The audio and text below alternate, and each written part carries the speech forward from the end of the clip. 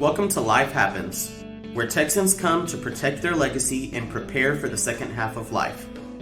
Join your host, attorney Kim Hegwood with Hegwood Law Group, and our weekly guest as we navigate the challenges that emerge as life happens. Now here's your host, Kim Hegwood. Good morning and welcome to Life Happens with me, Kim Hegwood, and my very special guest today is Kimberly Best. Good morning. Good morning to you, Kim. And so I like that you put Kimberly and mine as Kim, so that way. Well, I go by Kim too, so we could get really confused here if we wanted to. Yeah, I have clients sometimes ask me, well, what do you go by? I said I answer to most anything. Yeah. So, as long as I know you're talking to me, I'll usually answer. So today we're going to talk about a fun topic because this occurs in my law practice all the time. Today we're going to be talking about caring for aging parents when siblings disagree. And so I laugh and tell people it's usually the sibling that's not here that has the most to complain about. And so, but let's kind of, based on, what you do. And so let's talk about it a little bit and have some fun today. And is it common for siblings to disagree in what you're finding when it comes to caring for an aging parent? That is a terrific question. So, if you think of siblings' history, they start out probably disagreeing on just about everything. And a lot of times that just carries on throughout life. So, the roles that they have growing up, unless people intentionally try to change those, which some people do, they tend to carry those, including the disagreements. And, oftentimes, Kim, the disagreement is not even really about the issue, but about the history, the family history, and the unresolved things behind the history. Now, in all fairness, taking care of an aging parent brings challenges that no one's been prepared for. So it's a highly emotional time. There's so much decision making and there's so much at stake. And really, most of us don't do well when there's that much pressure. So there's also the added pressure. There's family history dynamics plus added pressure, and fear of the margin of error that is involved with these decisions. So those combined, the answer is yes. It is common for siblings to disagree. Yeah, I knew the answer to that, but I really wanted to hear your experience. Well, it helps to know it's common because if you're stuck there and you feel like very often in life, things that we're stuck in, we think we're the only ones. And the odds are everybody else has experienced that at least once. So you're not alone. And that's a good starting point to know that you're not alone in this. Yeah. So you're a registered nurse. Yes. And so in taking care of aging parents, when you have families that are not on the same page, in your experience, how is it affecting the seniors that's needing the care? Yeah, that's a terrific question. So I don't practice as a nurse now, except as a voluntary. What I am now is a mediator and a conflict manager. And I do a lot of work with families that are in conflict around end of life decisions and just other decisions too. It is so hard on everyone if we can't get on the same page as in caregiving. And I say that from the nursing standpoint, but the families know it, the patient knows it. It makes a lot of bumps in the road that wouldn't be there if we came into agreement. So I'm a big advocator for having the discussions ahead of time, including what kind of healthcare decisions. It's going to be a new experience every day with new decisions every day. It is not a smooth road, but helping people decide who they're going to be and how they're going to show up in this helps them make the decisions. And then knowing what the family member wants is critical because it takes the pressure off of you having to decide for them. You're honoring those wishes, whatever they are. Yeah.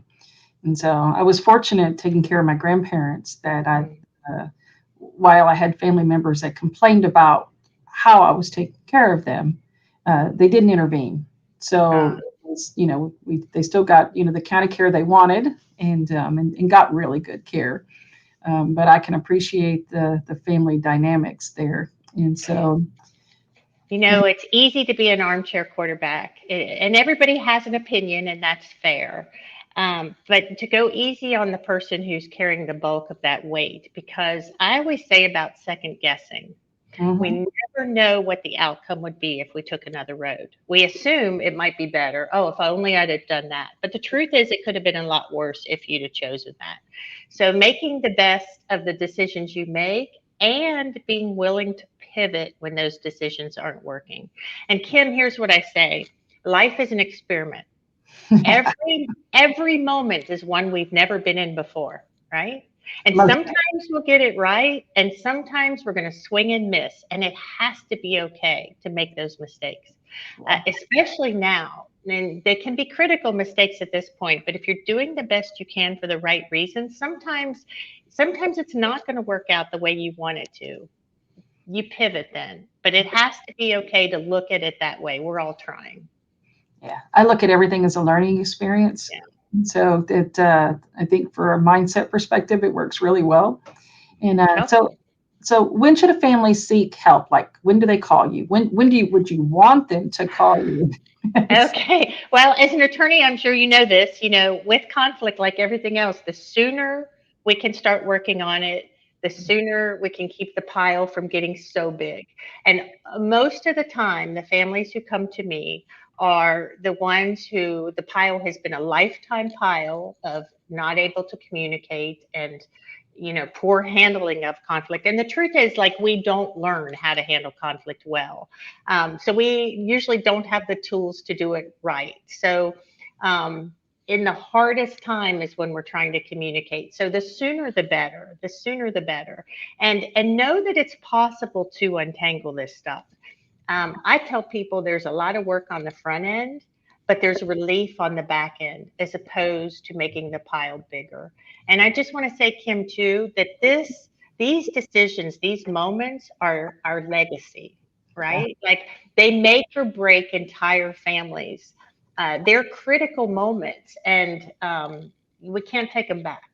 So I think I've not had families who regret trying to find a way to move forward together. And there's varying degrees of how that turns out, but it is better than the alternative.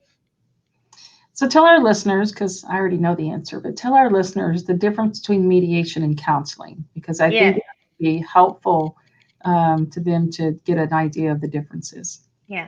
So as a mediator, I also do conflict coaching because mediation, is a facilitated discussion to help people come into agreement. And it is you get to decide your best outcome. I help keep the space safe.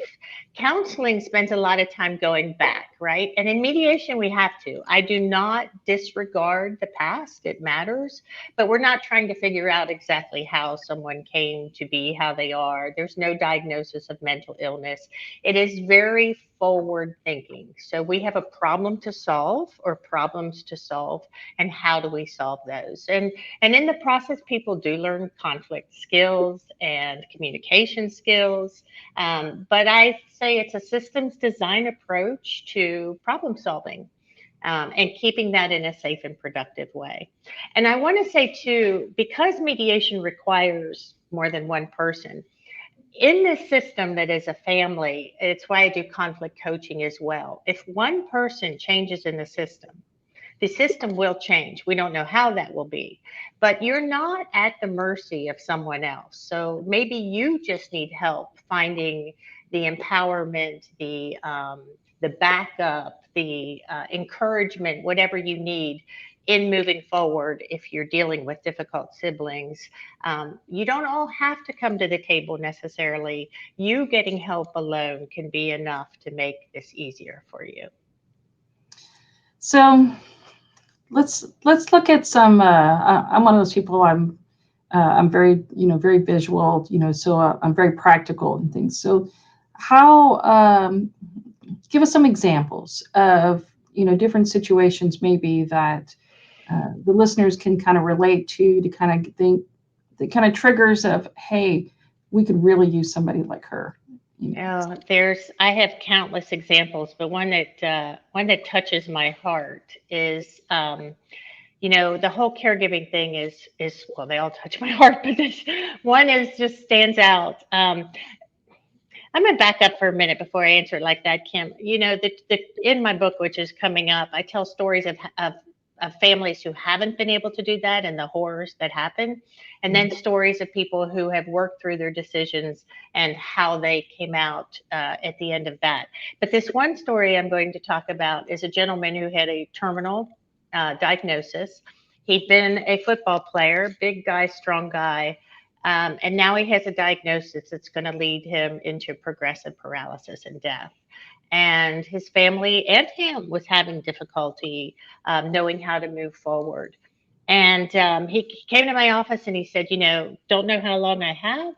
I know there's things that I need to do. I don't know what they are. He said, but you know what? I've lived a good life. I'm good with God. I think I'm just going to wait to die.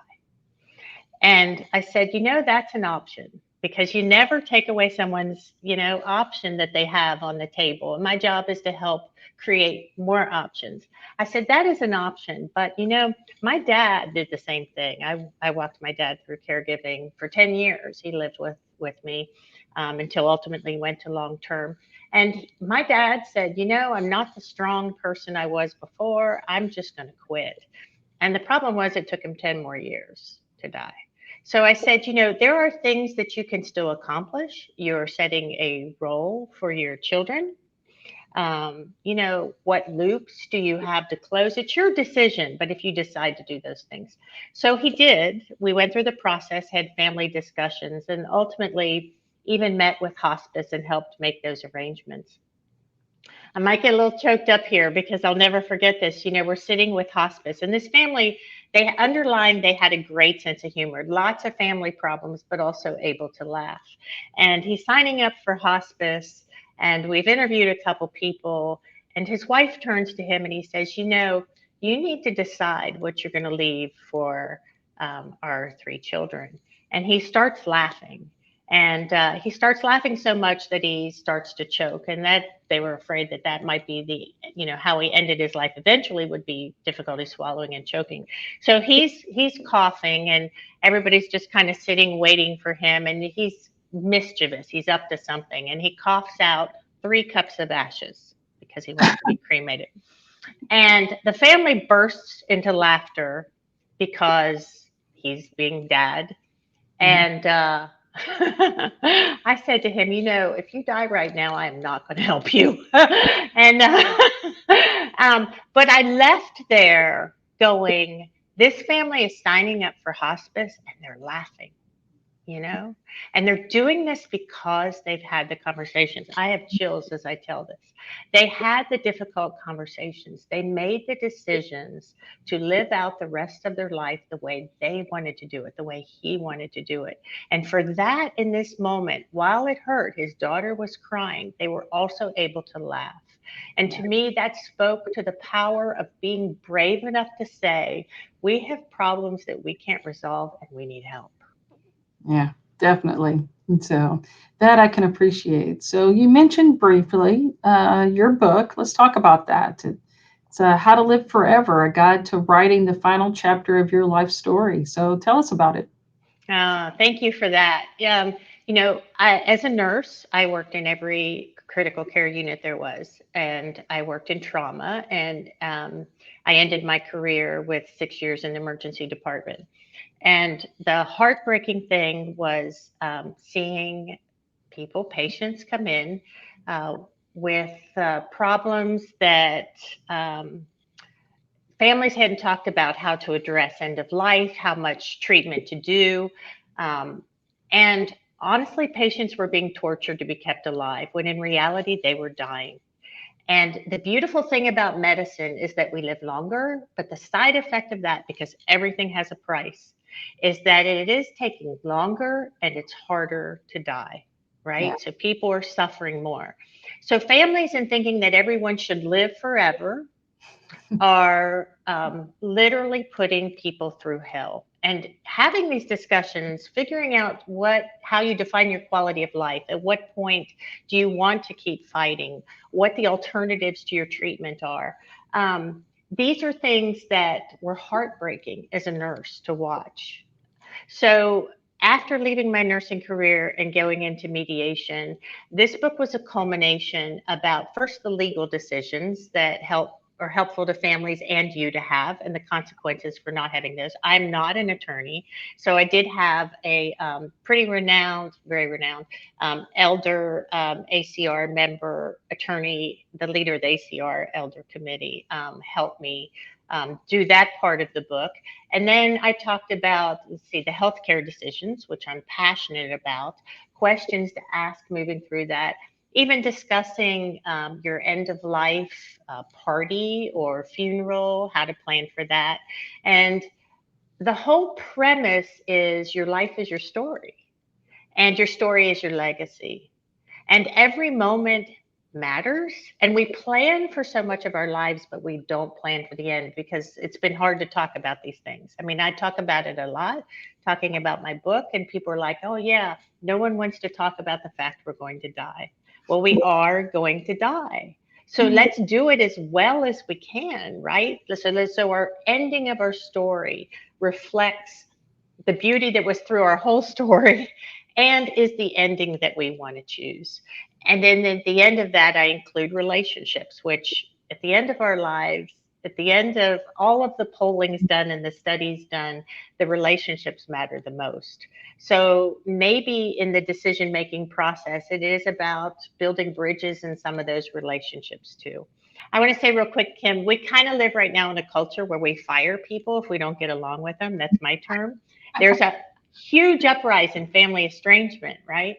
But now we're coming to a place where people are ending their lives and there's no one left in their lives because we haven't built bridges. We've just quit because we haven't learned how. So my last chapter is on mediation and how mediation can be a tool for building those bridges and making better decisions.